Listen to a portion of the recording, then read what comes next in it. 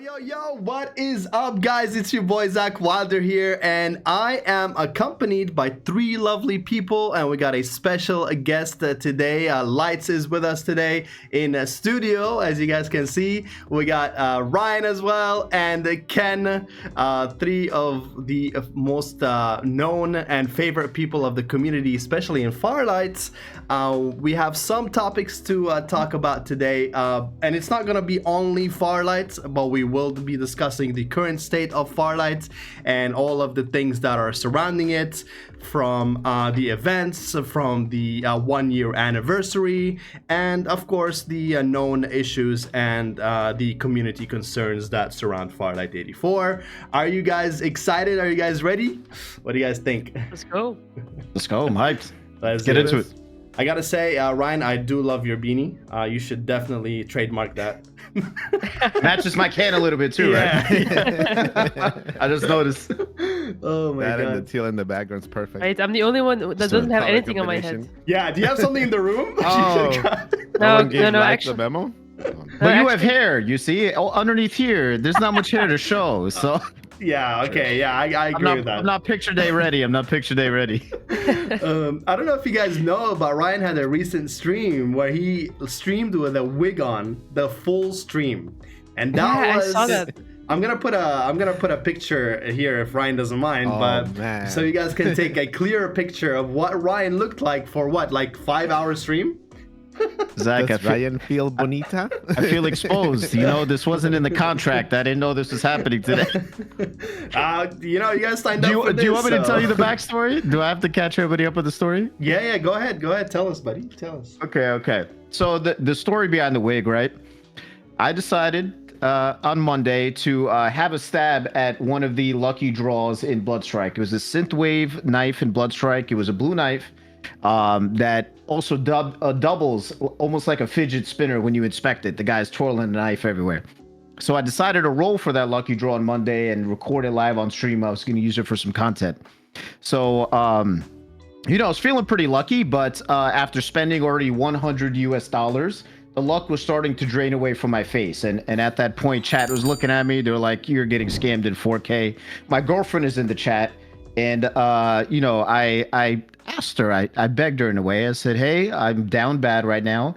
Could I invest and spend another $50 to close this out so I feel better about myself? She agreed to it with the stipulation, and the stipulation was the multicolored wig. But when the stream came around, I was peer pressured into wearing a kimono, and it really got out of hand. Yeah, I mean, if you're going to do it, you got to go all the way in. And, buddy, you went all the way in. You look to the part. You look the part. No, but definitely W stream. I loved it, and it's so much good vibes. But yeah, so let's start with Farlight 84, the game that we all started on. We all met each other on. We came to love. The community came to love as well.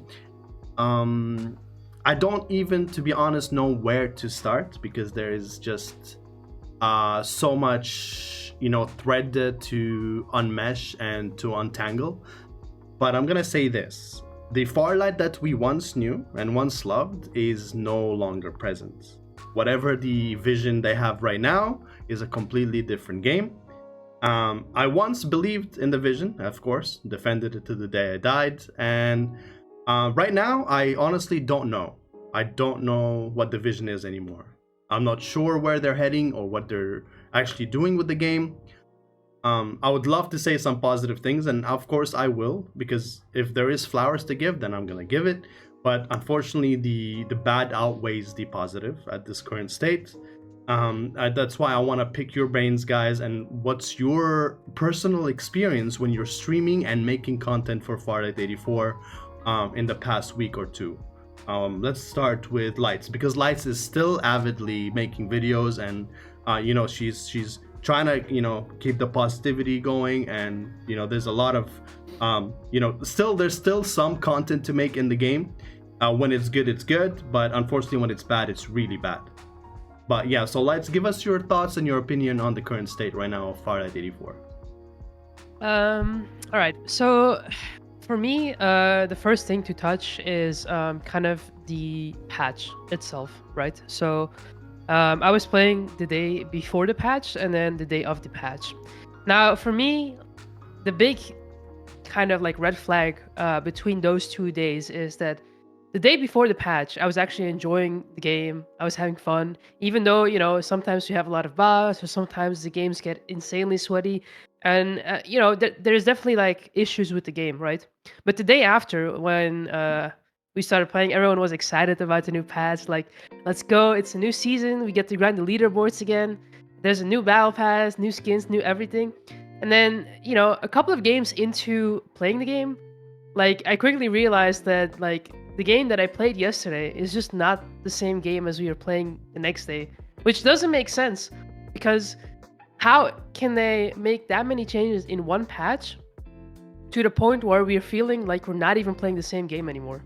So that's kind of like my first point, as in they changed so much and not for the better of the game.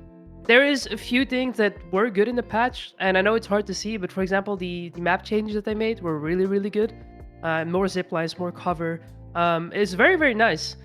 But the thing that for me kind of broke the experience the most is a few things, right? So if I could like revert 3 changes that they did straight off the bat, it would be bring the respawn item back. The FOV change was also really bad. I think it was really, really good before. Like, basically, in the Freddy patch, they gave us a great FOV option, and everyone was so happy about it. And then the next patch, they somehow remove it again. I mean, it doesn't make sense. And then, the third thing, I think the performance issues, the ping issues for a lot of people is what's really, really breaking the game. People can just not physically play the game anymore. There's people looking at their phone and they have maybe 20 to 30 FPS instead of 60. So they've actually managed to not only change the game completely, but also completely break it. And on top of that, there is so many bugs. And yeah, it's in a stat state right now. As a content creator, and I think not only, I won't only speak for myself, but also for some of the other content creators that I've spoken with, it is super hard to make content on the game right now. Especially with the respawn mechanic gone.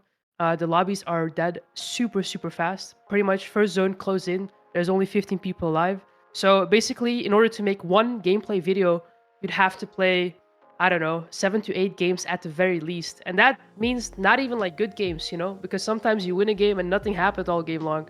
So it's in a bad state. It's tough. I know me and a few other content creators like Kaib and Fadu as well, we still try to make content. We try to stay positive, but I don't know how long that's gonna last.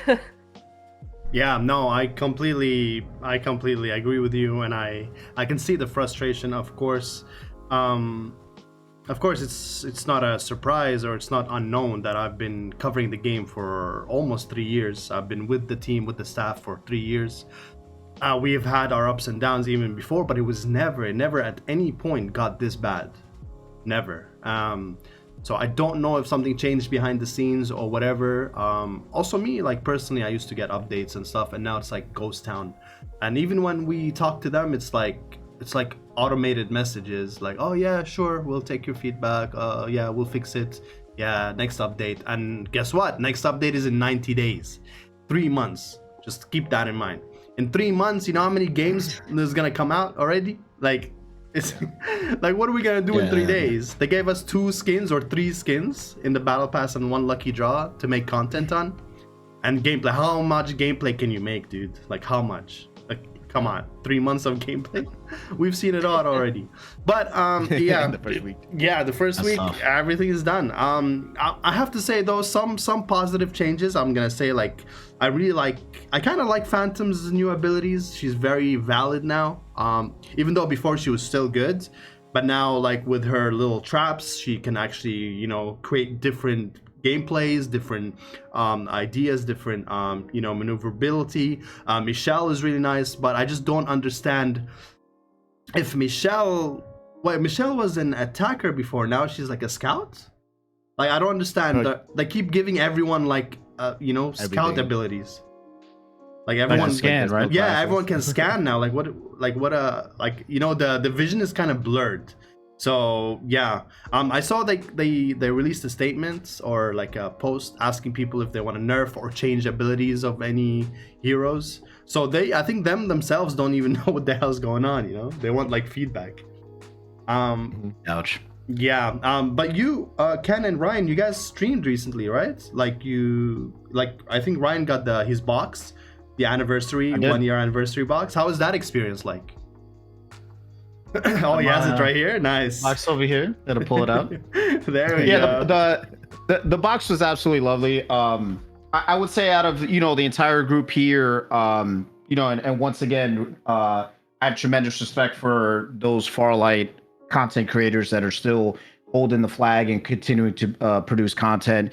Such as yourself, Lights, Ken, Fadu, Kaib, all of them. Lately I've pulled back a little bit from the game. But I made the decision recently, especially upon receiving the loot box, to go and check out this update, even though I had heard already a lot of rumblings in the community. And looking at the posts from Zach and other CCs, I got the vibe that it's about 50-50 in terms of people liking versus disliking the update. So I try to go into the update with an open mind, and I'll fully admit it, there are some things that I did like, and I've always been one to say that the quality of work from Farlight has always been very high in my book. So when I logged into the game, seeing how the lobby presented itself, it looked clean, it looked crisp. I enjoyed it. The new skins that were out looked really good on those heroes. I enjoyed that as well. And I think that for me is really where the update kind of shined. After that, going into my first lobbies, I think that is where I started to see where those points of frustration were. So I made the decision to go and play those heroes that had the changes. I ran a game with Mayshell, and honestly, I was a little bit confused, like Zach had mentioned, what role that scan plays, right? What kind of character are they trying to turn her into now? And I really didn't know personally how to employ that scan. I only played 2 games with her. Maybe I need more practice. Phantom I found to be a little bit cool, using the traps. I was able to use it here or there. What else? Freddy's new skin was awesome. He kind of reminded me of like Majin Buu from like Dragon Ball Z, with his like little tip on the top of his head. I was calling out chat. I was like, bro, it's Majin Buu. They really know how to make good skins, actually. Yeah, I agree. I agree. I've always been a fan of the quality of their work, especially when it comes to skins and the presentation of the game. But like Lights alluded to, dropping into my first lobbies, it did not feel like you had a balanced experience throughout the lobby. And maybe that is a symptom of the change in the respawn mechanic. I really learned about that change by seeing one of Light's videos on YouTube. That would gave me the first signal that this change happened. I'm like, oh my God, did they actually do this?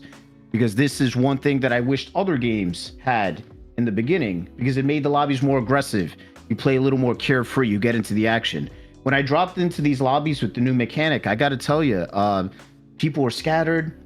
Maybe you catch one team fight, and after that, you're doing a lot of running around trying to find the action. Where before, Farlight was known for, you're dropping in that hotspot, man, and it was just nonstop action. You could record one game and have plenty of content to do a video on. The lobbies that I were in just felt a bit deprived of that, felt a bit lifeless. Yeah. Really trying to go out there and try to find people to fight. It wasn't what the game that I was used to, It was fine with the respawn system that they had. I mean, keep the new one and then just keep one capsule for instant revives, which was more than perfect. And it was in beta. When I played in beta, it was like that. Like, they didn't remove it. But then last minute, like literally a day before, they decided to remove it from the beta when I was playing. And I was like, oh, no, I think maybe it's a glitch or something. But they decided to keep it in the game. And we did mention something like their hotfixes. What is up with prioritizing things that are not necessary? Like, just bring, like, they had like 2 hotfixes since the update, right? And they didn't bring the capsules back. They didn't bring their the revive item back. They had a chance to do it in these 2. And there's another hot fix, and there still isn't. It's not even there, bro. Like, just people are asking for it. Bring it back. What's the problem? What is the problem? Like, I just want to understand. So question, I mean, I'm an iOS user, so usually I miss most of the updates. Yeah. So I normally tune into your stream to get a preview into what the new update has. Yeah. So you're saying in the beta version, it didn't have a changed respawn mechanic that actually came out with the live version? So basically, in the beta, it had the where you go and revive the pods, the new one, where you go and revive all your friends, and they still had the one chance revive capsule in your inventory. So you still had that. Wow. The only difference is that when you did respawn, it will put you in a random location on the map. So you wouldn't respawn where your friends are. With your team. Yeah, and without a gun as well. Which is you can still work that out, it's fine, but not completely remove it, which they decided to do in the live version. So I don't understand where that came from. And then just so many unnecessary changes. And also when they want to bring it back, now they're saying they always do, they want to invent a new way to bring it back. No, I don't want you to invent any new ways. Just bring back what works. Like if it works, just do it. Like why are you inventing new ways? That's why this delay, I was told that this is why the delay in the hotfix, and they wouldn't include it in the hotfix because they're trying to invent a new way to introduce it. Bruh, like just bring it back. Really, we don't care. Like devs, if you're listening to it, things that work, just don't touch them. Don't mess with things that work. If it works, it works, and people are happy with it. Like you're already so deep down in the ground, like it's almost unrecoverable at this point. Like you're literally sinking in unknown waters at this point. Like just give us what we want, what the community wants, and everyone is gonna be happy. I have to give it to them though. The lobby does look clean. I like the new interface. It's not bad at all. Yeah. So that's definitely a plus. The skins are nice. It's just not enough for 3 months or 60 days. It's just not enough to cover. If there's a little bit more frequency with that. I also wanted to ask you, Ken, what did you think about the battle pass, the new one? I know they gave it for free, and it kind of looks okay. It looks nice, but what do you think of its content and how it is? It's okay. Like you said, there's some stuff that's like kind of questionable too, because even though it's free, it's extremely challenging for some of the objectives that you have to complete. Like all I kept hearing the first day from the patch, they were reading themselves. They're like, I gotta do 10k damage with the bar. Like I don't even see a bar in the map at times. Like how am I supposed to do this in a week? So like some of the actual like objectives that you know are incorporated into the battle pass seem extremely challenging, and especially like when people cater to a certain class, right? Or let's say like there's like Michelle mains. Well, now like some of the objectives are based around trying out other characters, which I kind of like don't mind that. I feel like if anything, that's gonna increase the versatility of the game, and you as a player, like, hey, they picked my characters, let me try out something different, etc. To that scenario, so I can complete the battle pass. Otherwise, I'm not gonna get the battle pass completed in a certain amount of time. So I think in the general spectrum of the battle pass, it kind of works for the time frame, right? For 3 months, the content that's within it makes sense. The objectives, you know, per week might get a little bit challenging for, especially with the changes that are happening right now. I don't know how many people are going to complete the battle pass and then, you know, continue to keep it for free, because technically you have to complete it in order to get the next time around. Yeah, so, basically, yeah. Because it has a lot of diamonds in it that you can, you know, get it back in the next season. But how many people are actually going to finish it? How many people are going to finish it? Because it is a little bit of a grind fest. So like me, myself, I started going through it. I think it was the last time I streamed, I was really like diving into it. I'm like, man, you guys are right. This is I got to do 10 games for that. I got to do 10k damage with a particular class, 10k damage with the other one. So, I mean, I think, and I understand Division, they want you to play the game. But it's not just play the game. Like if you're going to finish this, you got to grind the game too. On a weekly basis. I don't know how many people have that time the day to complete the battle pass, but it's going to be either that or spend next time around when the battle pass comes, because you're not going to finish it. So, but the skins, like Ryan mentioned, were amazing. I think that's something that Farlight always, like, that was probably one of the main things that caught my attention when I decided to pick up Farlight. Is like, man, the aesthetics from the game. It's just beautiful. They've always been good. They've always done such a good job presenting the game, the characters themselves. Like my biggest thing was like, I went into YouTube. I was like, is there like origin stories for these characters like Overwatch? Because like I instantly, like, that was my biggest like pull. I love Michelle. Michelle looks cool. Maggie looks cool, etc. Like, where the hell did Darkseid come from? Like, is he real? Is he just, you know, a guy on like? Is he a duck? Is he a penguin? We don't know. So like all of those aspects like brought me into the game initially, and they've done such a good job. It's just I've never seen a game want to change his identity so much in such a short time too. Like that's the biggest thing. It's like it's all happening so quickly, and people don't like change, especially when something's working. Yeah. Like no, if change is 100%. gonna happen, usually it's for the better, to improve over on something that's already established and in place. And that just hasn't been the direction. Like, and then like you guys said, I can only defend the game for so much. You guys know me. I'm like the eternal optimistic. But then at one point you're just like don't even know what to say anymore, because like it's like I see the vision, and then you're like at one point it's like I don't understand the vision. Yeah. For sure. It's just now it's just like, well, why didn't they just make a whole new different game then, if that was the case, and then keep Farlight, that's what it was. Yeah, that's where I wanted to come in and give my point. So what I was thinking about, and I spoke to Lights about this before, they have two plans that they can implement here, okay? And so this is gonna seem a little bit harsh, I know, I understand, and people still love it and they want to play the game, but I would recommend they shut down for 6 months, okay? Shut down completely, operations, 6 months, okay? Lilith can support this studio for 6 months. It's absolutely easy. They make so much money a year. Have this team just focus on what they want, the vision, the game that they want to portray, okay? And then come back after 6 months with the final product, so that we don't have all this negativity and backlash from the community and everyone playing the game and having a bad time.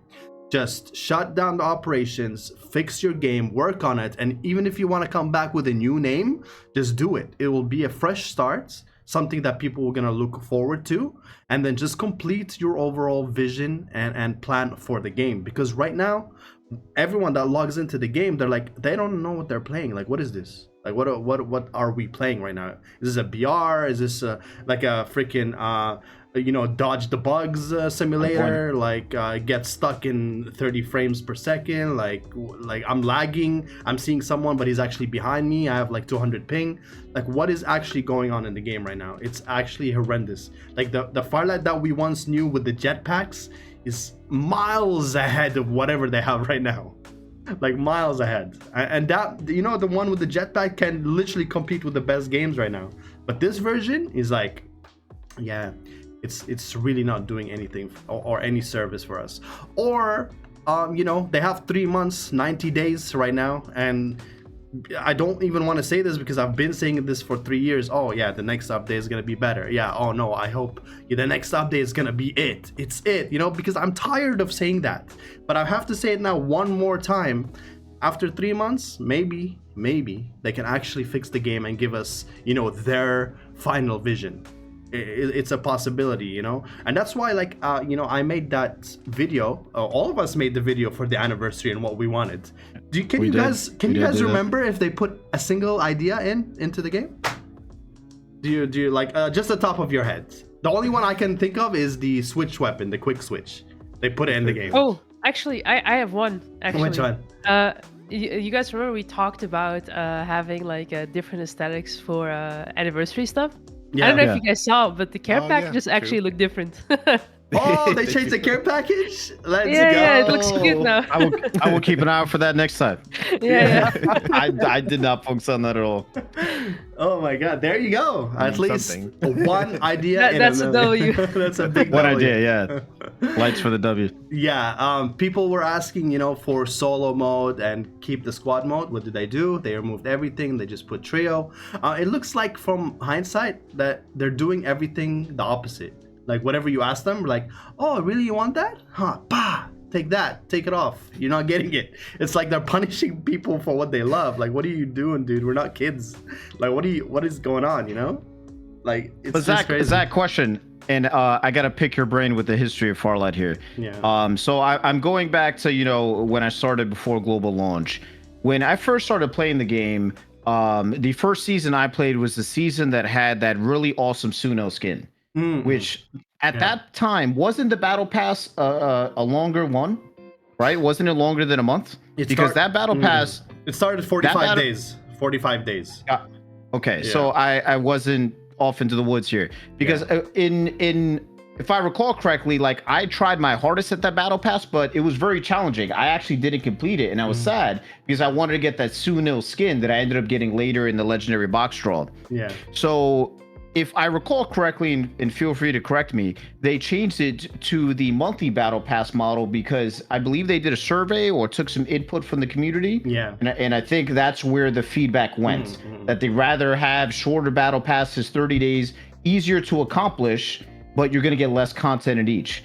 So I think this connects a little bit to the point you made before, where the community is voicing their opinion going in one direction, but we're seeing decisions made sometimes the complete opposite. And it's very heartbreaking because, once again, I've said time and time again that the developers on this game do great work. I believe they do. But I think we can, if we were to sit down and map it out, see that we are in the position we're in because of decisions made at different points. The community says one thing, the developers choose a different way. And we're dealing with the effects of that whiplash. And you know, it goes back to what you said about deciding the game's identity. At what point are we going to feel this is what Farlight 84's identity is, and stop feeling less like we're in a beta game in which the decisions are being made on the fly? Exactly how I'm not people sure. feel. Exactly. You hit the freaking nail on the head right there, broski. It feels like a beta game. It feels like it's unfinished. You know, we had Lazy Kaz here, and he was telling us, you know, it's going through, you know, a surgical operation, and it's still gonna take time.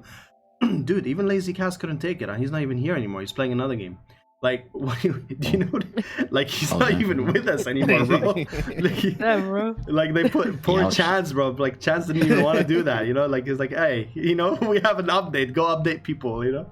And like, Lazy Cat's already playing a new game, bro. And why can't they like advertise this game like they're doing their new games? Like, jeez, bro. But yeah, dude. Like, I just want to have an ending thought. If you guys could fix Farlight 84 with at least 3 or 5 things, what would you think Farlight 84 needs right now? Let's start with Lights. Like, what do you think could fix Farlight right now?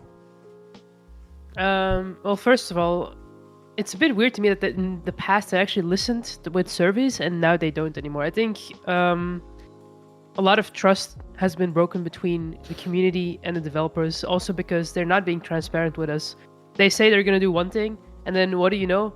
The next day they do something else. So, and actually the Respawn IO is a perfect example for that, because if you remember in the What's Next video, they said they were changing it so you could drop after 60 seconds. And then when the patch actually came live, they just completely removed it. So I think first step would be to kind of repair the relationship between community and developers.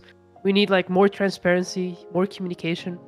Second step is to actually listen and give some of the things back that were actually good before, like the respawn item, like the FOV, maybe some other changes that I know. I think Ken, I was watching your stream and you said that even the controller doesn't feel the same anymore as well. Oh no, yeah, don't get me started on that. Okay.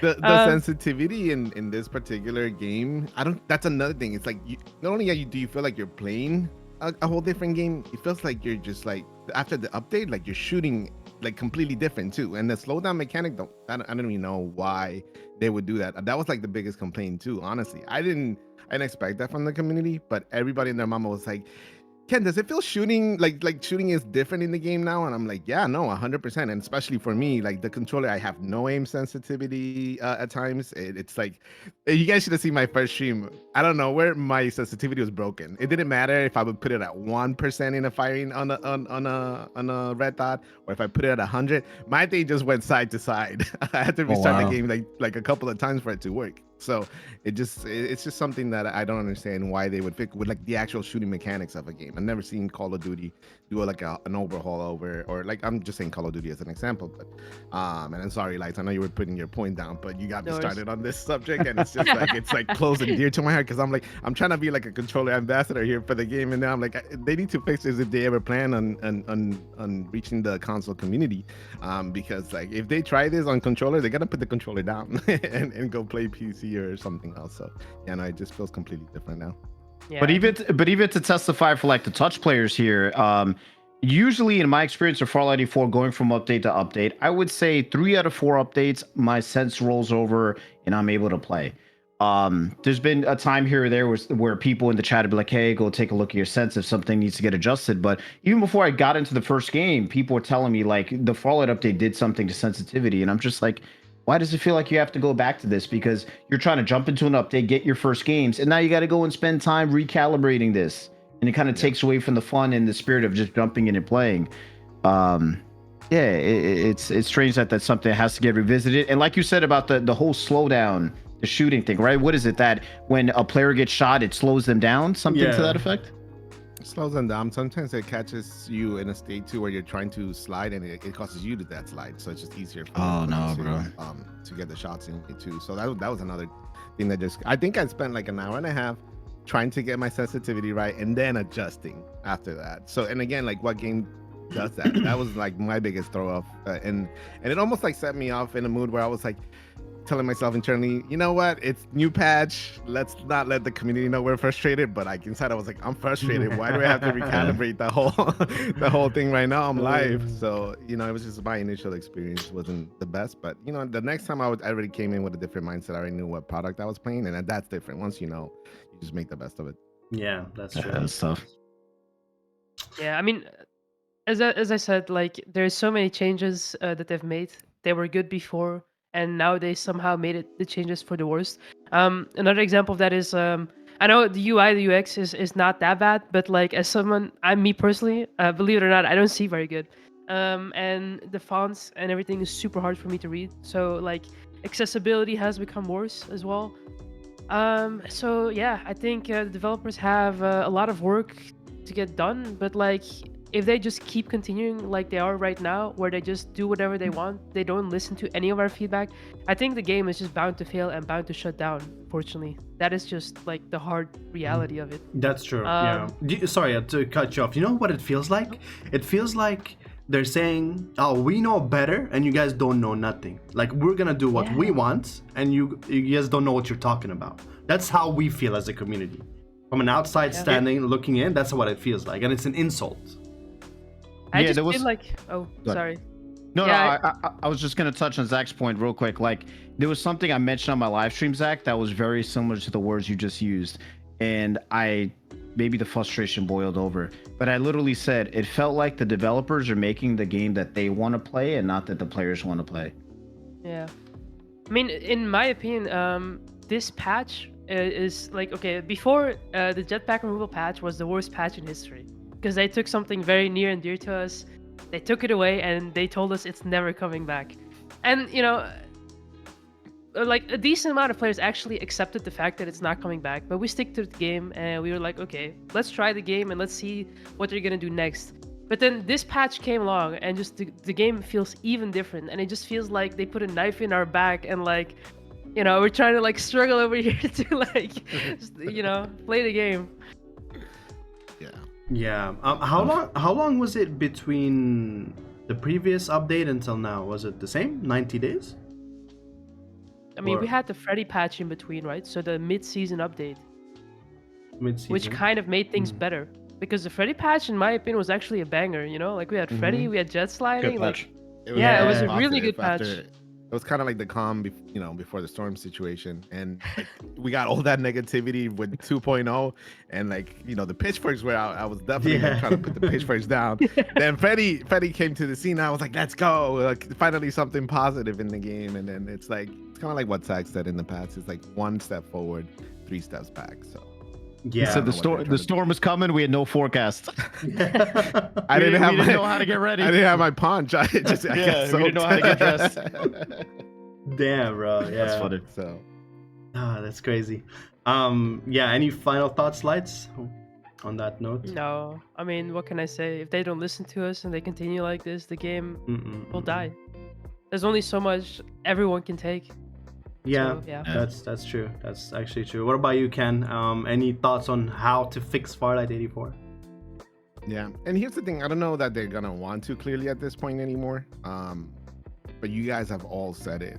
There almost needs to be a roadmap, and there needs to be at least, if they don't want like a content creator team, fine, but maybe like a point person that can kind of tell them this is really gonna shock the current community. I understand that the new community will not know what it was like before. And we see it all the time. I get new players telling me like, I just had it yesterday. I'm having so much fun in the game. Like, you're playing bots. Like it's like stuff like that they don't even know, right? And it's like they're having a great time. So like the new players that are gonna continue to come through, they don't know what Farlight used to be 3 months ago. They don't know what 4 months ago it looked like, and it was so much fun for the current community. That's the thing. If you want to keep that player base, there has to be at least like a point person, somebody that I don't care. Like I said, like Zach, just go be the point, point of contact for us. Like maybe gain feedback from the community itself. Keep both sides happy. Keep the current player base happy, and then do something to attract the new player base too at the same time. But just some sort of clear communication, because clearly they're feeling it too. So what we were saying all along wasn't for nothing. You know what I'm saying? Like, we were not wasting time. We were telling guys, do this, do that, do this, because like it's gonna work. And then like they do the complete opposite, and then like the entire player base like, well then fuck you guys. This is not what it's gonna be. Then I'm out. And it's so sad to see. It really is so sad to see that's the direction that they decided to head into. So I just think that there needs to be some sort of communication between both teams, from somebody that supports the community and somebody that from the dev team that just can come together and say like, let's create a great product. Yeah, no, that's 100% true. Lights, could you go through the Steam charts for us right quick? Like, what's the player base looking right now? How much has it reduced? How much has it increased? Like a month or two in? Maybe we can get some intel. Actually, okay, I'll give you a breakdown of what it was. So in December 2023, which is before the Jetpack update, the game actually had a growth of 8% player base. So actually positive, okay? In January, 14%, we had a breakdown of 14% of the players, which means at the end of January, that was when the new patch hit. And then that really translated to February in 2024, where we had, are you ready for it? A whopping 46, almost 47% of the player base that quit the game, okay? That is insane. That's only on Steam. That is not on mobile. Oh my god, bro. So you can't like compare. Like, it's in reality, I believe that number is even way higher, especially for mobile players. So March has been minus 16% after the jetpack removal, and this is with the introduction of Jetlight. So that's why we went from 46 to 16%. It's a lot less people that quit because of that Freddy update, I think. Yeah. And right now we have the last 30 days minus 24% of the people quitting. Oh my god. Wow, man. And you have and you have to know that on Steam specifically, we went from December about 20,000 concurrent players online at the same time to nowadays 2 to 3K. What? So from 20K to 2K? Yeah. Oi. Oh yeah, I know it sounds crazy, but that's actually the hard reality of it. And that's Steam alone, okay? That's not any mobile included. So that's not even the PC client either. So that's tough. Crazy. That's what most people use, Steam. So. No, I didn't know it was that bad. I'm not gonna lie to you guys. I honestly didn't know it was that bad. So once again, that February drop, right? That was the 46. Is that where the jetpacks were removed? Yeah. That's basically basically I think the patch of jetpack removal was hit like I think the 28th or 29th of January, right? So the real effect of that was throughout the next month, and that's like where so many people just were like, okay, screw this, I'm out, Oh my lord. Wow. Dude. Yeah, that's crazy. That's crazy. Ryan, any parting thoughts on how Farlight 84 can fix itself at its current state right now? What do they need? What do you think they need?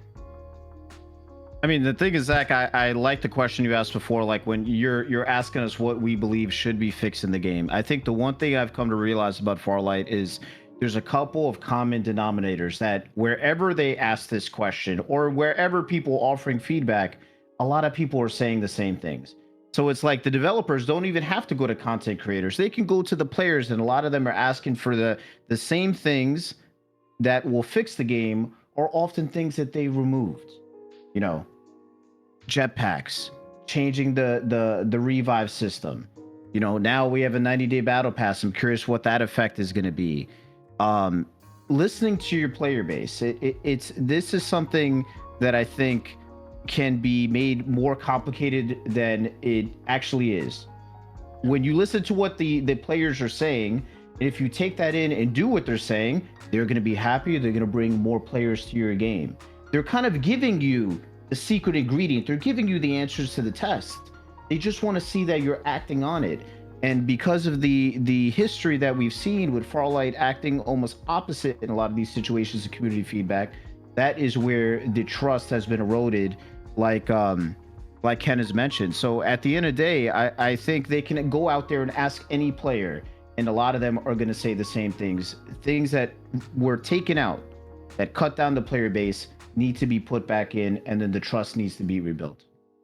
I think that's a starting point. Yeah. I mean, the devil's in the details. The numbers Lights just mentioned paint the story. You don't have to listen to us. Look at the numbers. Yeah, no, I agree with you 100%.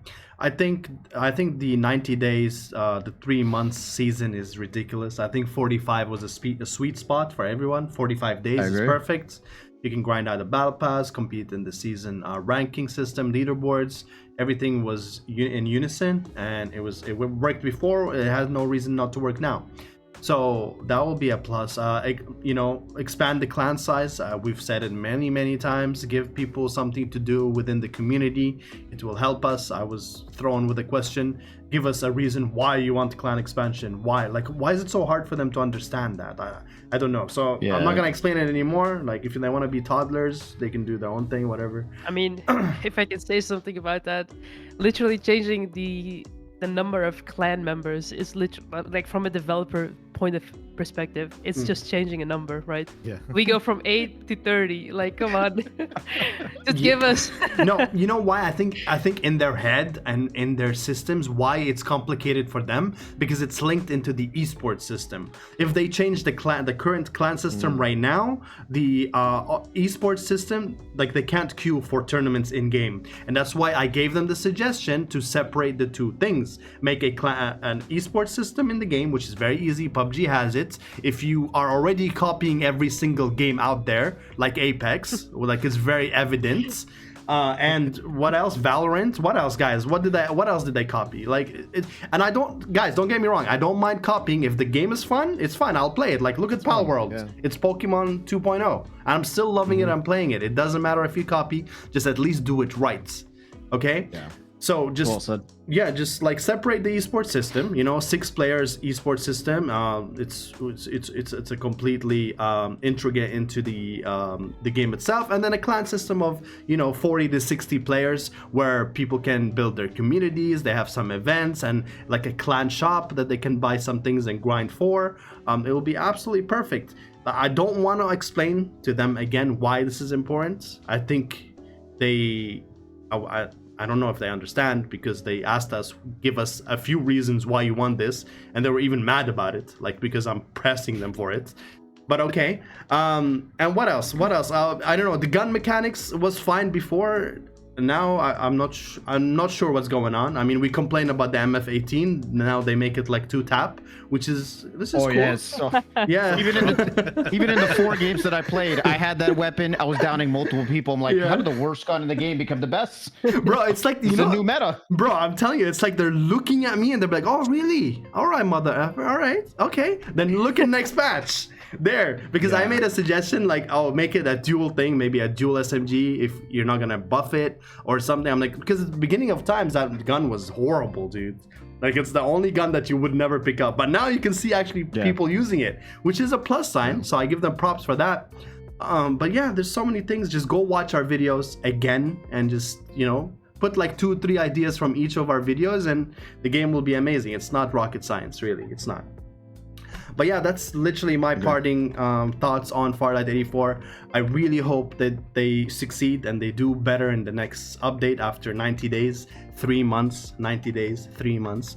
And then, that's literally it for Farlight 84. And now we're going to move on to another game, which is Bloodstrike. We've all tried it. We've all had fun playing it. We've actually, grinded with our communities, and we got community feedback on this game. In my personal opinion, I've never seen a developer so immersed in the community like the Bloodstrike developers have been. Every week we got an update. Every week we got patch notes. The patch notes are before the updates, letting us know what's coming, what to expect, and what to look forward to. Skins have been absolutely amazing. The bundles are insane. Prices are negotiable. They can definitely reduce some of the prices for their bundles, but it's not new on NetEase. I mean, they're known for that kind of ridiculous pricing, but I can see that the Bloodstrike team are changing that method. They're changing the ways of what NetEase used to be. Just keep in mind that I worked with NetEase before on another game called Rideout Heroes. And they had a content creator program. It was an excellent program, but unfortunately the game wasn't doing so well, so they had to shut down the game. So I'm very familiar with NetEase and NetEase staff and how they operate. Very professional, really cool people. Even the new ones for Bloodstrike, they're doing their best to make sure that the game thrives. And it is. I mean, look at their numbers on YouTube specifically and TikTok. Every content creator is pulling insane numbers because it shows that the community is healthy, the game is growing, and they're giving people what they want. That's why I wanted to ask you guys, what's your experience with Bloodstrike so far? We can start with Ken actually, because he integrated, he moved from started playing from Farlight to Bloodstrike slowly, it will be nice to get his thoughts on this. No, yeah, and for sure, it started out almost like a nice escape from the Farlight situation, to be honest with you, and I was so hesitant to jump into Bloodstrike because I've dealt with NetEase and Netmarble in the past. Like the backstory on I think everybody knows they're kind of like known for being like cash grab, in most of the games in the past, and then also starting to support a game and then killing it within 3 months. So I was so surprised at what Bloodstrike has kind of become, and like seeing Zach play it, seeing Ryan play it, kind of like really got me excited about, you know what, I was like, I wasn't gonna try it out, let's try it out. And the first time I tried it out, I had a blast. I come from that Warzone Call of Duty background. I did that since the first Call of Duty game, and I don't think I ever not bought a Call of Duty game until recently, where I finally just kind of like needed a break from Warzone and Call of Duty, and I wanted to try something different, which is what Farlight did for me. It was a brand new, different experience. It was something that I hadn't done. I hadn't played Apex like that or anything. So it was just something that I can immerse myself to and get excited about. And then things have happened and transpired, and Bloodstrike has been a blessing. Honestly, a lot of my community is kind of like adapting to Bloodstrike right now, based on the current Farlight state. And they're doing everything right. They're doing content after content after content drops. So much involvement with the community. I feel like even like Zach, seems like super involved with the Bloodstrike community, and the community itself like knows that and appreciates that. So I've seen how good the custom games have been for Ryan as well, and thriving in that community. So, and it's such a fun state. Like, people are legit having so much fun. Who knew making a rebirth BR can be so fun for the community, and they don't care because like they can be as aggressive if they want to, and they come back as long as the team member is staying alive. So I actually like give them props, and I've looked past the whole like developer team, and this team has been amazing with this game. I just hope that it continues to gain this kind of support, because it's off to such a good start that I could see this game continue to thrive and become better than what it is already. So yeah, no, 100%, and they made themselves a direct competitor to Warzone Mobile. And that's the fact that when they released on the same day. Warzone who? Warzone who? Yeah. Exactly. Warzone pixelated. No, but you know what? When we first heard that announcement, I think we were all extremely skeptical. Mm-hmm. We were looking at Warzone, we were looking at Bloodstrike. Yes. It was like Mike Tyson versus somebody they pulled from the stands. Yeah. That's what we thought this was, David versus Goliath. Especially with the marketing budget that Activision has. They're a juggernaut in the scene. But once again, I think the outcome of that battle so far, and I'm sure we're going to get into it, has been determined by the players. Oh, yeah. Because at the end of the day, you can have the biggest budget in the world. You can market. There was billboards here where I hang out a lot in New York City.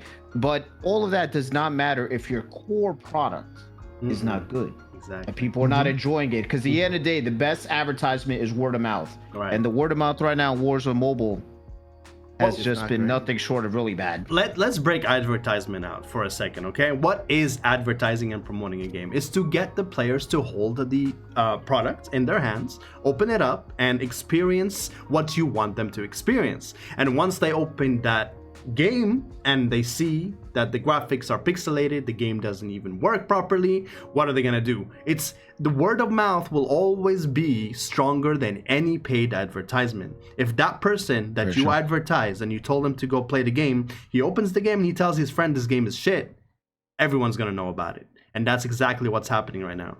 And that's why their ratings is going down faster than lightning. Dude, their rating is like, I think it's like 2.5 or 2.3 now on like Google and iOS. Oh wow. Wow. Yeah, it's bad. I even heard the joke made on Twitter when I saw this. It kind of summed up the situation I felt in one line. Somebody had stated, and I got to go back and check who said it, Bloodstrike feels like the mobile version of Warzone Mobile. I was like, oof. Yeah. That kind of connected with my thoughts exactly. Yeah. It's what it should have been, and they took advantage because, like, I don't think we got it wrong either. Last podcast we were talking about this. We're like, we know that that's what they're trying to do. They're trying to take advantage of those that are not maybe having the optimized equipment to play Warzone Mobile. I just didn't expect Warzone Mobile to drop the ball as bad as they did on launch. Yeah. Like, we know Warzone, we know Call of Duty probably takes like 2 to 3 months to optimize their games and feel like a complete product. But this wasn't even an incomplete product. This was a non-working product for most of the community. So that was where like Bloodstrike say, well, we're here, and people have really taken a liking to Bloodstrike. But also, like, you have to ask yourself, because what I'm trying to say is, you have to ask yourself that the Bloodstrike developers somehow had some inside information that the Warzone Mobile launch was going to be a flop. And then they were like, okay, screw it, YOLO, let's go for it, same day. And then, like, someone must have had that information, and then they were like, just like, let's go with it, dude. That's the only thing that makes sense, right? Because Like, inside information. Yeah, I don't want to go deep into it because I know we covered it before, but like that sense of confidence they had going into it, we all looked at them like, you guys are crazy. It does not make sense why you were in this position of confidence. You guys are laid back like, just time will tell. Watch, guys, you're going to see why we feel this way. Just wait till global launch, why everybody didn't know how to understand. But now we see at the end of the day, the players ultimately are the ones that decide the outcome of these head-to-head competitions. You can hire all of the content creators in the world and they'll do excellent jobs and cover content, and I love them all for it, but at the end of the day, it is the average player that is going to decide which game is most successful. Yeah, no, 100% agree with you guys there. What about you, Lights? What's your experience so far with Bloodstrike? I think I see you started posting a little bit on Instagram, Twitter, about Bloodstrike. Yeah, I saw a clip, a shotgun clip. Yeah, oh, that's what it was, yeah. Yeah, I mean, I'm a bit torn, right? Because I'm still like, I can't let go of Farlight yet. But at the same time, I have tried Bloodstrike. I think it's a really good game. I think obviously there's still some optimizations to be done, and there's work that needs to be done. But essentially, the game is a good game, and I have the kind of background of games where I've played a lot of hero shooter games, and also I come from Apex Legends. So. The thing is, on PC right now, there's not that many battle royale hero shooters out there, and the ones that are out there, they're all having issues, right? And I think Bloodstrike should absolutely make it a priority to get it on Steam, on Epic Games, and that kind of stuff, because people are also moving away from Apex. And I think me as a former Apex player, I have over 2,000 hours in that game. I really, really enjoyed this game, especially the movement mechanics where you can like slide, you can even like strafe midair. So there is definitely some more in-depth gameplay than just shooting people and trying to get a dub, right? There is some things to learn, there's things to grind. And yeah, I think even on PC, they can have a huge opportunity to grow, even more than they are on mobile, because there's a lot of PC players out there that don't know what to play, especially if you love battle royale shooter games, especially first person. Very hard to find where the player base is big, where it's actually challenging and fun to play. So yeah, I've been enjoying the game. Behind the scenes, I don't really post that much content. Maybe that will come in the upcoming weeks. I don't know. But yeah, I think it's a solid game, and I'm looking forward to see more updates and to see what they do. Yeah, no, I 100% agree with your point when you said it needs to come to Steam and Epic Games. Absolutely. Because then you're gonna, open the doors for more popular content creators to cover it. Like, like people who actually love VR games and shooters, you're gonna start seeing them on their streams and they're on their content. Because right now, the only way to get it on PC is through their website, and their website is relatively unknown. But yeah, so I do have intel behind the scenes that it is coming to Epic and Steam. Just not sure when. Hopefully, maybe this month or maybe mid next month. Yeah, and I'm sure they also have like future plans for console release. I wouldn't I'm traumatized with Farlight, so I don't know what's going on. Yeah, Farlight did mention that before. I remember that. Yes, it's just word of mouth at the very moment. But Steam and Epic, it looks like a sure thing. It's just a matter of time, and that's gonna definitely boom the community and the growth of the game by like 200%. But yeah, so far Bloodstrike is amazing, super immersive. You can easily point out why it's successful. Gun mechanics are fluid, the loadouts are immersive, they have so many modes, and all of the game modes are full of players. And if you grind it to a certain rank, if you're doing rank mode, then you're gonna see only players. Of course, the beginning, the start is a bit, it's all bots, like majority of the game, but you just have to grind yourself all the way up to gold or platinum, and then you're gonna start seeing real players, and a lot of them too. And let me tell you, this game is absolutely challenging and sweaty. It is a sweat fest, and if you are not ready, you're gonna be in for some rude awakening. It gets wild. Yeah, it gets really, really wild. But yeah, so I do commend the Bloodstrike team for doing a tremendous job. So far, everything has been great. So far, it's been amazing. Of course, the only little concern I have is just the monetization. Just, pull it back a notch. Don't make it too expensive for people to, pull away out of, or just not actually put money into the game. So make it more affordable. Actually, they made a survey recently asking people about the prices. Oh, is it fair? Do you want us to reduce it? And so far all of their surveys, everyone that people asked for, it came to fruition. So hopefully, fingers crossed, that will also come into the game. That's why I'm telling you, this NetEase team, this Bloodstrike team is very different from their other games. I don't know who put them, but they're doing a really good job. So I commend them for that 100%. Okay, so yeah, go on, Lights. Sorry. No, go ahead. Just wanted to say one more thing, because speaking about NetEase, I don't know if you guys saw that, but they are also releasing another game this year, Marvel Rivals. Have you guys seen that? Oh, Marvel Rivals, yeah. It actually looks really cool, and that's one of those games where I could easily see like me and my girlfriend like getting into offline. She's a big Marvel fan. It kind of looks like Marvel meets Overwatch from kind of the vibes and the clips that I got. So I could definitely see a lot of fun being had there with that. Absolutely. Being able to play your favorite heroes. Do we have a release date on that? I know that the playtest is in May 10th, I want to say. Oh. Yeah, you can actually sign up now for to get into the playtest. So I sent you guys the link for that. Sign up with like 10 email addresses and maybe you get picked. yeah, just like maintain accounts, see if they pick one at that point. But so I knew those 5 Gmails were gonna come in handy. Is it mobile PC or just PC only, or what? How is it? I think it's only PC. Yeah. Yeah, I'm not sure if there's any mobile news about it just yet, but I know for the playtest it's definitely going to be PC. I'm excited for it. That was the one that, I don't know if you guys remember, we were playing one day Farlight, and I was like, guys, did you guys see the the previews for Marvel Rivals? It looks so good. And I come from the Overwatch background. I wasn't too excited at first, but seeing that the Bloodstrike team is also going to work on Marvel Rivals, I'm like, well, they've done such a good job with Bloodstrike that now I'm like, now I'm really hyped about Marvel Rivals. I really hope they do a good job with this team as well. Do you see the power of first impressions? That's the power of first impression. Now, if people, if no one ever played a NetEase game before and they play Bloodstrike, they're like, oh wow, this team is actually really active and they're doing all the right things.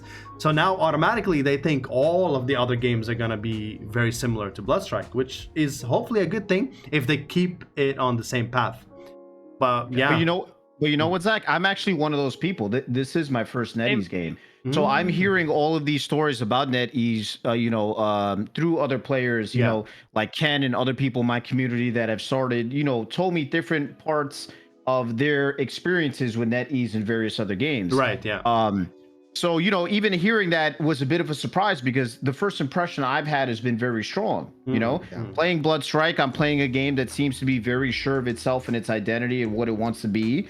And I think what attracted me to it is also the same kind of liking for games that like Ken has, where I like hero battle royale shooters. Yeah. We both come from Warzone, but this game is a nice mixture of that feel from Warzone, but that hero abilities that come from Apex or come from Farlight. So there's that sweet spot that's there. But so far, the impression I've gotten from the game is that the people working on it feels like it's made by a veteran studio. That this studio has made games before. They know what they want it to look like. They know how they want it to play, how to execute their monetization. It doesn't feel wishy-washy at all. Very certain in its identity. And because of that, they're able to work on new things going forward because they have things set in stone already. Exactly, dude. And they released a roadmap for the month. That is absolutely unheard of. That's crazy. They're like keeping your community engaged and like being transparent and communicative.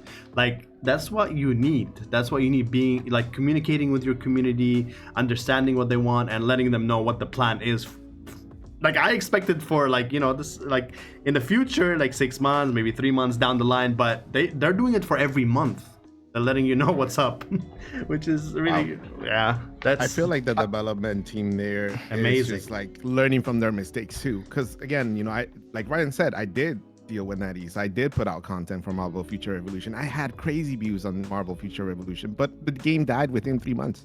So it was just like kind of one of those things where like I don't really have faith in this development team, and they're proving me wrong. Why did it die? By the way, Ken, like what happened? Honestly, they just didn't do anything to the game after a couple of months. They stopped putting in new content. They stopped putting in any support into the game itself, and the player base just continued to dwindle. So it was kind of frustrating because I saw the potential in Future Revolution. It was the IP itself. It's Marvel. People are gonna play it just because it's such a strong IP. Everybody wants to run around with their favorite, superheroes and whatnot. So, absolutely. But they kept it with the first initial 4 maps, and they're really small maps, and there was only so much you can do initially with it. So it was kind of this well, if you see my background, I'm such a huge nerd. I was so excited about the game. And then just to see it completely die out, all these games were so expensive. Like I come from another game called Marvel Strike Force where the community has to spend like $50 just to unlock a character, and then like $150 just to maximize the character. So like they're used to people dropping money on a monthly basis on just a character. Imagine that, just on a character alone. So for them it wasn't too big, but I'm like a free-to-play player, so I was like shocked by the prices too. I was like, damn, if I want this really nice looking Miss Marvel costume, I gotta spend $40 on this. I don't know about that.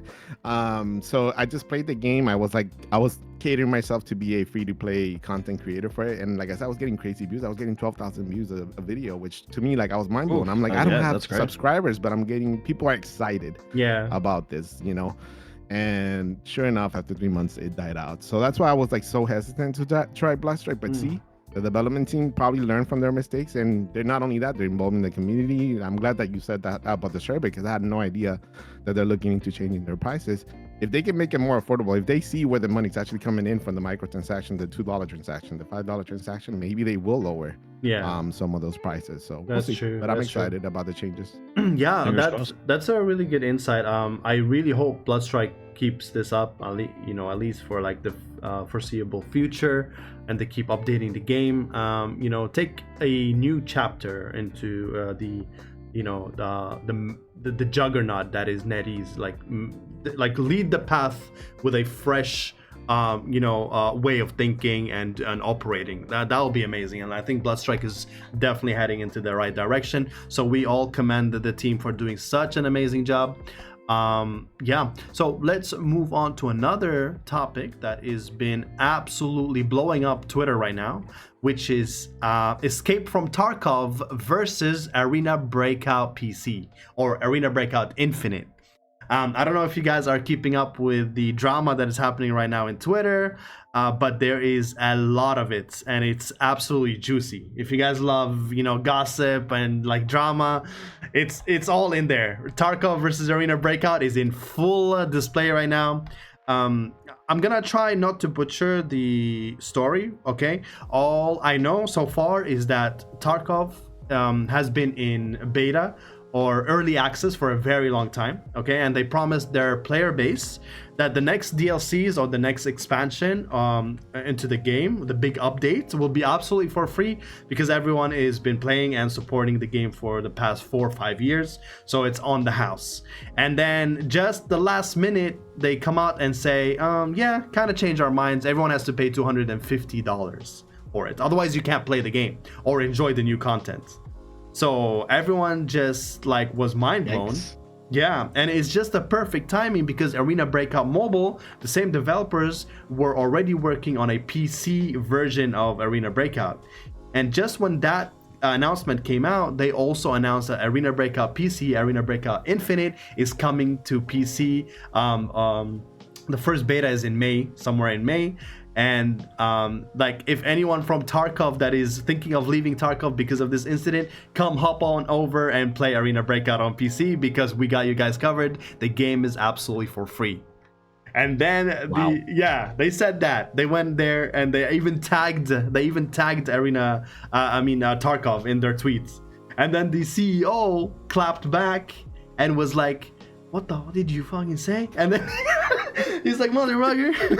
He's like, hey, yeah, you're a knockoff game. You copied all of our game. It's basically Tarkov. It's just, a watered down Tarkov. And they're like, what? Again, then they just went at it, bro. They just really, really crazy. But it's not looking good for Tarkov right now. It lost like more than 50% of its player base. Even their loyal ones are literally leaving them because of this incident. And they refuse to back down. They just recently made a statement that for the next month or 2 months, they're gonna get the expansion for free, but then pay for it.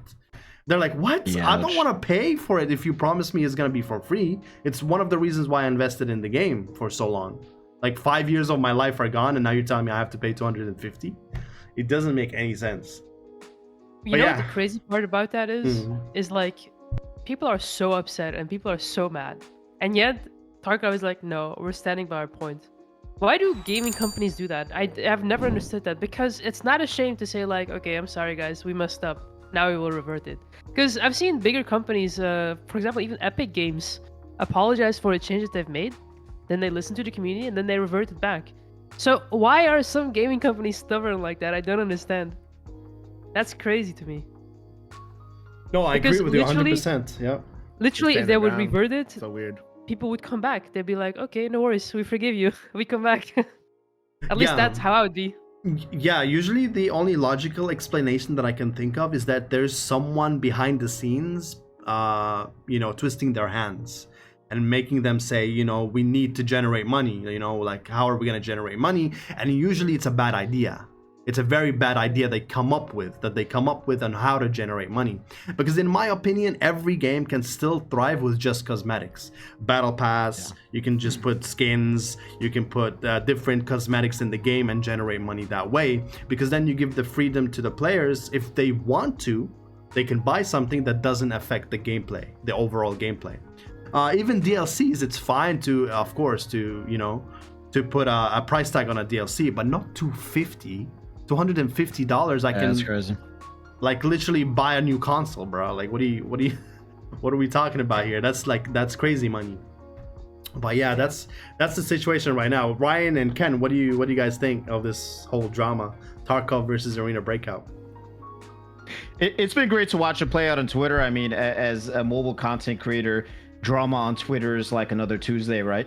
But seeing the PC drama has been great to watch, and seeing a lot of high-level content creators getting into it as well. I think for me, I think this situation drives healthy competition in that genre of the mil-sim tactical loot shooter. It is one in which, to my knowledge, Tarkov's had a monopoly on for a while. I think the only games that are similar in experience recently was like Modern Warfare 2 had the DMZ mode. I think you knew about that, Ken. You heard about it, which they discontinued. They stopped discontinued working. It did not work, but they tried. Yes. That was their Tarkov version of it, though. They tried, and I know they even enlisted some Tarkov CCs to come give it a try, but now that's gone. This Gray Zone Warfare game, which is coming out, which is going to be, I know very little about, but it seems to be within that same genre. Looks like it's going to be a competitor. But for me, when one game has a monopoly over a space for an extended period of time, they feel almost carte blanche to do whatever they want to do because there is no serious competitor out there to grab those players. It's like, hey, you're stuck with us or you're not getting this experience, which people go and play Tarkov for its unique experience. Just to kind of bring it all together, Arena Breakout is a game that I've never really like got into content-wise. I think I made like 1 or 2 videos, but I've always had tremendous respect for it because all the content creators I've heard that have spent time on Arena Breakout have said great things about how they support their content creators, about the consistent content they roll out, about their communication. That is a outlier in the mobile community that has been consistently positive, like consistently doing right by their players. So seeing them come over to PC immediately, there's a high level of, let's say, credibility that I have for them. And I think they're going to make an excellent game and an excellent product. All they got to do is bring the success that they've had for mobile over to PC. And the fact that they're doing it free to play, I think Tarkov has a serious competitor here. And let the players decide. You know, bring some competition out there and let the players decide. Let Tarkov work for those that player base now, because they're going to have competition. Yeah, no, 100% agree with you. Ken, did you have any experience with Arena Breakout or Tarkov whatsoever? Did you play it? You know, yeah, I haven't played Arena. I watched Rusty Nailbot, you know, that's one of his favorite games, and he'll play Arena, and it's definitely a fun game. Like watching, I'm like, I know my community probably wouldn't go for it because I'm such an aggressive player too when I play. So I'm probably like if I were to do Tarkov, they'll be like snooze fest. They'll be like, what are you doing, Ken? Like you're gonna be like running for hours, not doing anything, etc. You know, the same thing I tried when I used to do Warzone content. I had to play Rebirth or I had to play, you know, the regular map. If I played DMC, they were like, why are you doing this, bro? Like it doesn't make any sense with your type of game. Same here. So I haven't really dived into it too much, but I know how big the space is, and I know how big Tarkov is because like he's like Ryan said, it's literally monopolized that kind of like, you know, gaming. Like if you're gonna compare any other game that plays the same way, it's like, oh, it's Tarkov life. That's what you hear is Tarkov life. So extraction shooter space. Yep. Extraction shooters, exactly. Like DMC, that's the first thing they said, and literally like Ryan, you know, put a point into it saying that they literally paid like Tarkov players to promote DMC. It just didn't work out, and it didn't make sense, to be honest, with like the community itself. That, you know, Call of Duty, if you play Call of Duty, you're not playing it for that. So true. They tried it. It was a nice, you know, attempt, and I don't think they'll attempt it again. But you know, kudos to these companies for doing free publicity. You know, there's no such thing as bad publicity in Twitter. Yeah, so that's true. Yeah, so either way, both of these companies win. Tarkov doesn't care because, like I said, they monopolize the industry. And then if Arena Breakout can do, you know, just a little bit of getting free publicity for going up against this giant, then they're excited about it. Yeah, Asmongold already covered it. Asmongold, some other big streamers covered it. I actually saw that video today. I didn't even watch it in preparation for this. It happened on my YouTube feed, and I saw it. Asmongold video, and he also brought in Landmark, which is one of the biggest content creators for Tarkov, to speak about the recent controversy, and then they got into Arena Breakout. So I mean, the news is spreading like wildfire, like everyone's picking it up. Oh, if they play their cards right, this could be the game that, you know, does it all for us. Like they have such a good opportunity right now to skyrocket, and I'm happy for them because the developer team is one of the best out there. They did a great job. Such a good time, like working with them, communicating with them. The community manager is absolutely amazing. Like the whole vibe is nice around Arena Breakout. Of course, the only thing is that it's a hardcore game. It's not, you know, suited for everyone to play. But I mean, the core mechanics of it is very polished and extremely well. It's just like when I watch streamers, or even me when I streamed it back in the day, it's like I find myself in the inventory just preparing for the fight before going in for like a whole 40 minutes. And then I go into the battle, and as soon as I spawn, I'm dead. And then I'm like, what the okay. I guess I'm like, okay, you know what, it's only once, it happens once, and then I go back and I prepare again because I lost everything. I have nothing, I'm naked, I'm in the lobby naked, I'm like buying stuff from them. I'm like, oh, okay, this is it, this is our moment. I log in, I take 2 steps and I get a headshot. I'm like, oh fuck, dude, like, you know what, brother, this game is not for me. That's but funny. you know, bless the people who play it, bless Yeah, the people it's who play it. and just to close it out, like for me, like I've come to recognize like that audience is a niche audience. It's a hardcore game. It's a niche audience, and the thing about that crowd is that those types of games are not going to attract everybody, but the people that they attract are extremely loyal. Yeah. They love that type of game, and they will put in obsessive amount of hours into it. Oh yeah, 100%. Because they're looking for that specific experience that they can't get anywhere else. Right. So if you can make a game on that and make it well, I think you got a group of people that are really going to go to bat for you. And I think that's where the opportunity is here for Arena Breakout, right? The Tarkov has got caught not treating their player base well. Yep. And they're looking for this experience somewhere else. I think Arena Breakout, all they have to do is bring the same successful mobile product that we've all raved about, yet none of us play, over to PC, and I think they're going to capture that audience. Oh, like no, I said, 100%, yeah. Like, I don't even currently play it, but I've heard such good things and have such respect for it that I know. Bring the same game over to PC, polish it up, adapt it well, you're going to have a successful run. What about you, Lights? Any experience with the, Tarkov or any other extraction shooter? Not really, but I did want to add on to what Ryan is saying here because he has a really good point. And we've seen it multiple times happen, right? I mean, I don't know the history of Farlight, but I remember Farlight really skyrocketed when Apex Mobile died, right? Yeah. Yes. Same with Bloodstrike and Warzone. Yep. And now it's same with this one. So I feel like it's kind of like a shifting landscape with competitive games. And whenever they see the opportunity, they're like, okay, this is our time. Let's go for it. And if they do it right, they actually thrive so well, you know? Yeah. Yeah, no, And that's right. actually, building on top of that, this is kind of where Farlight is going wrong as well. Because if you think about it, like, there is no other game like Farlight on the market right now, where you actually have third-person shooter, hero shooter, mobile PC.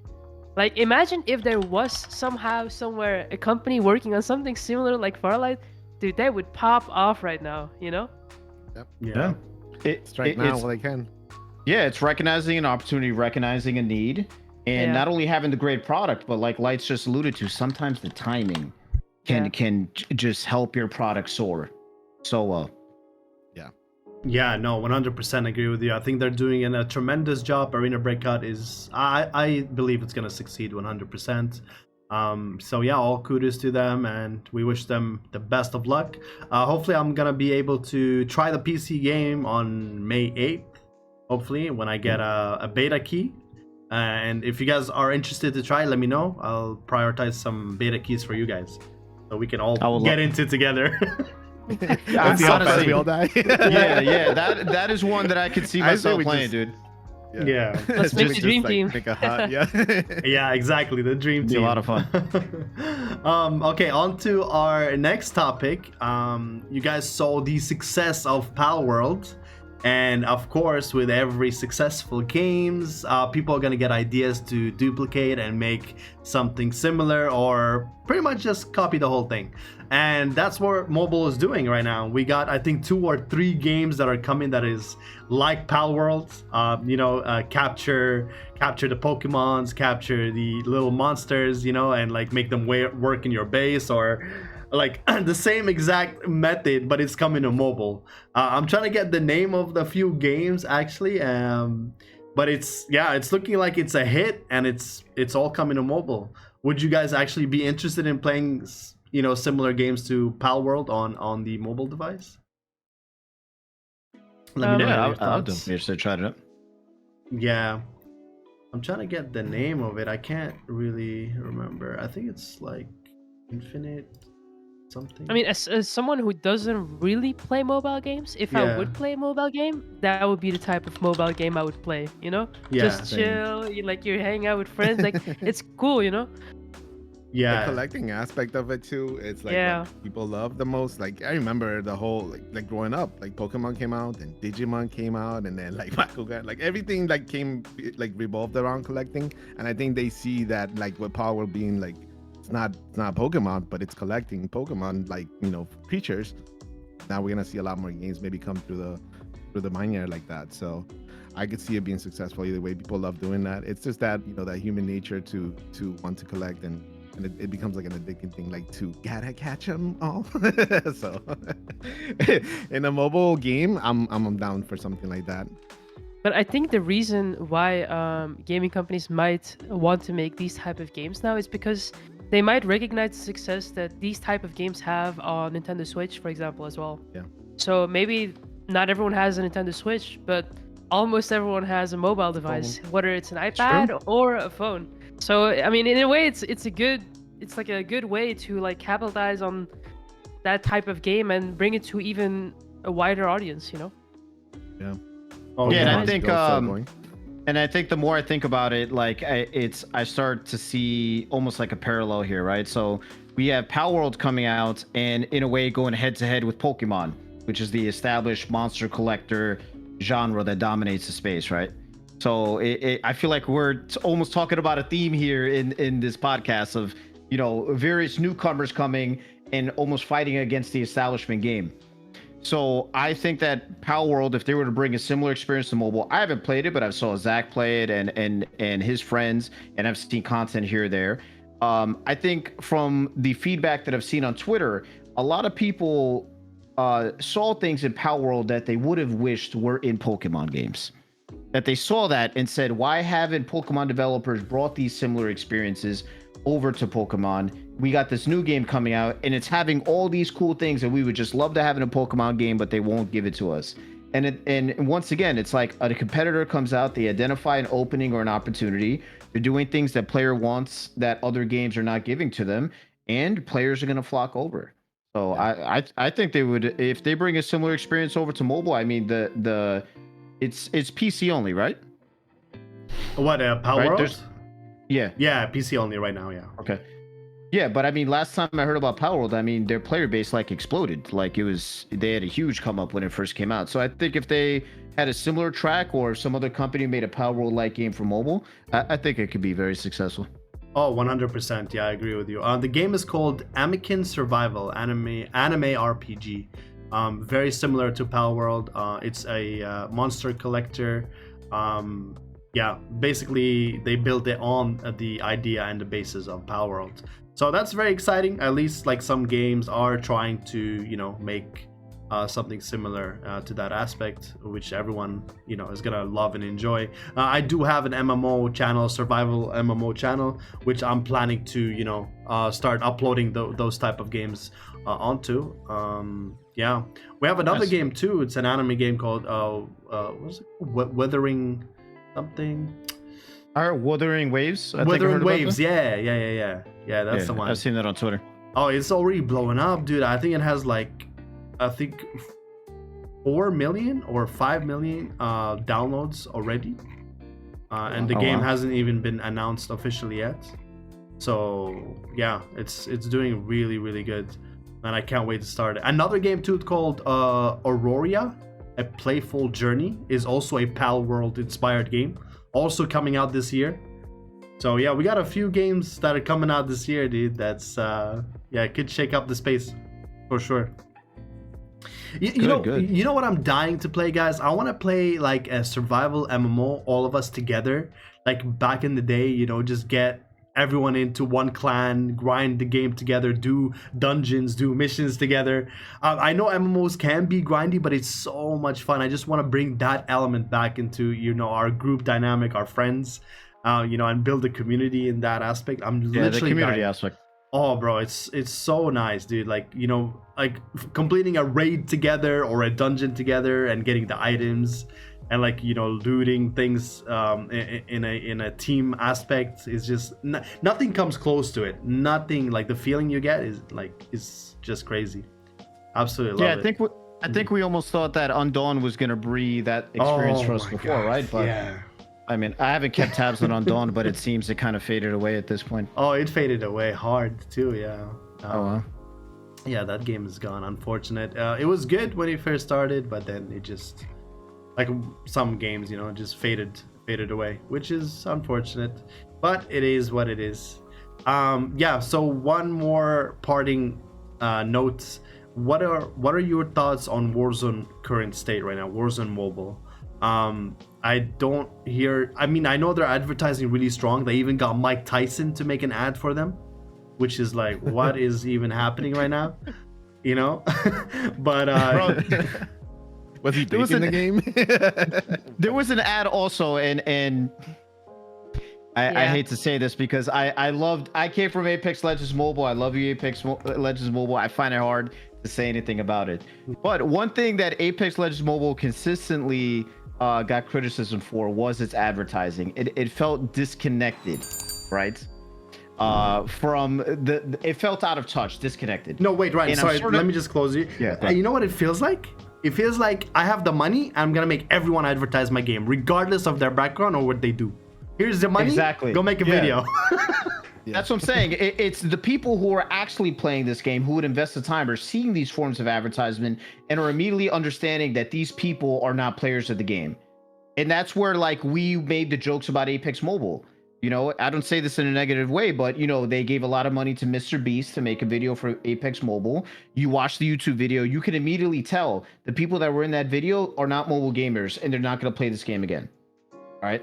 So looking at Warzone Mobile in its current advertisement, you got the short with Mike Tyson. There was another one with a female in a reclining chair, like she was trying to pull up, and somehow they tied that to the game. So there's like a disconnect between real players, believable stories, and them trying to connect that to you needing to try this game, like trying to pull you into to play it. So I'm not sure. It feels like a miss for me. You know, honestly, I want when I see these, I want to feel like people that I know of similar backgrounds and walks of life would grab this game and play it. And I'm not getting that from the advertising. What about you, Lights, from an outsider looking into the mobile space? What are your thoughts of Warzone Mobile when you see it on Twitter and like? I mean, obviously, I've seen like so many backlash about the game not being optimized and stuff, but I think about, I don't know, I think it was maybe last week, I saw like a tweet pass by from Cyber, hey, it's Cyber, who retweeted and quoted something, and basically it was on an advertisement where I think the girl that was kind of like trying out mobile Warzone, she has like, and there was like so much controversy around it, and I was like, what the hell is happening, bro? I saw that.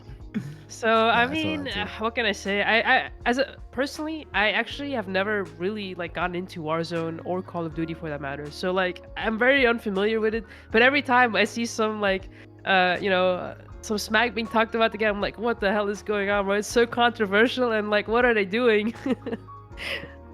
Yeah, man. It's like Ryan and Zach said, it's almost like they don't care. They have the money to just throw people in it.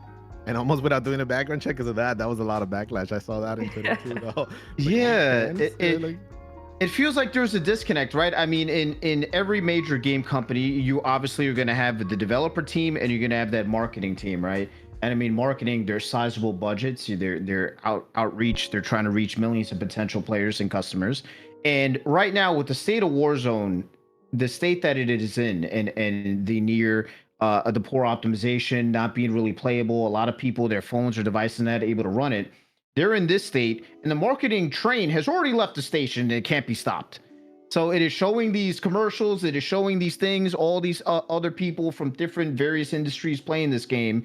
But when you see comments under these advertisements, usually, and I'm not saying this to be overly negative, but you guys correct me if I'm wrong, the feedback under these posts are usually negative, and people complaining about the issues in the game that are not getting fixed. So it feels like a real disconnect, and that takes away from credibility. If I go and see a commercial about how this game is being enjoyed by this celebrity, yet I were to go put it on my phone right now and try to play it and I can't play it, I'm saying, what game are you guys talking about? This is not the game that you're telling me to play. It's not ready. Yeah, no, 100% agree with you. Do you guys think that Warzone Mobile can thrive maybe in the future or get better in the future? Do you think they can succeed in some aspect, or do you think it's kind of over and people had a very bad taste in their mouth? First impressions, as I said, is very important, and no one expected this from a mega house, from a AAA title. Like, nobody saw this coming, you know, and like they thought it was gonna be a very nice game, fresh. It works really well on all devices, but everyone got the opposite. What about you, Ken? Do you think it can? I think if there's a company that can make it happen, it's this. And the reason why I say this is like the player base is so resilient. They don't care. Like I said, I've seen a game come out from Warzone or Call of Duty be unplayable for months, literally unplayable for months, and they still defend it. Like Twitter is like, it's always like a war, like versus, like the old faithful versus the new or something, calling it crap, etc. And they'll still be like, nah, this is the best game ever. They'll say that because they've never played any other game. This is what they play. This is what they will defend till their grave. Like, I mean, in a sense, I guess I was kind of like one of them for some time, and I only played Call of Duty, and then I'm so glad that I expanded my horizons, because there are, there's definitely like better games out there, and I don't rage as much. I used to rage a lot in person, but the biggest thing is like with the marketing that they have, with the power that they have, if they actually do invest some time into making the game playable and optimized for a lot of devices, etc., I still see that in the future it could potentially thrive again. They just have to decide whether or not it's a valuable product for them to continue to support it, or if they're going to give up on it. But the player base will, if like down the line, 3 months from now, they say this game is finally working, this game, people, like the players will go and give it a chance one more time, just because it's Call of Duty, just because it's Warzone. That's true. Yeah. So, I don't know that any other game can say or do that too. Like the same thing with Farlight. Like, I don't know if they have that kind of pull to get, frisky like this and put something that doesn't work. But if there's one community that will give it a chance again in the future, is definitely this type of community. Yeah, it's almost like a too big to fail aspect, right? The strength of the Call of Duty brand is so strong that I've told people time and time again, I believe, my gut tells me the game will get fixed at a point. It may take long, but the strength of the name Call of Duty is something that they can bank on, that a lot of other games would never get a second look or second chance. That's true. Yeah, they do have the power to do that, actually. Yeah. People think like against Warzone Mobile, but all of us are not. It's just the state of the game that makes it really very hard to even enjoy or play with your community. And of course, like, we're all content creators, and the most important thing is our community. And if we can't play it with our community, then the game is of no use to us. But yeah, I do. Yeah, I agree. Yeah, I want to see it's. I feel like me and you, Zach, we come from a lot of titles that unfortunately, Apex Legends, sunsetting, what's going on with Farlight. We want to see more games thrive and succeed. So while we may offer criticism of a title, it's because we know it can be better. When we stop talking about a title, that's usually really bad news. That means we don't care anymore. We moved on.